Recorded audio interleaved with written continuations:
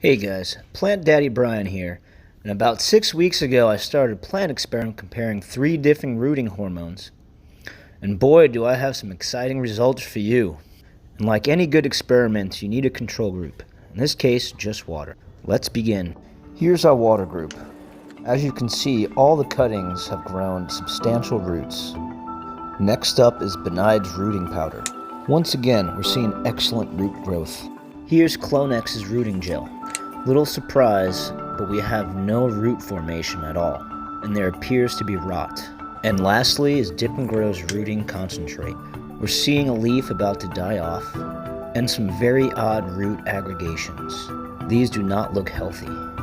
As a bonus, and to compare species, I chopped up a long philodendron micin strand and started them the same day as a Monstera adansonii. Once again, the results are similar.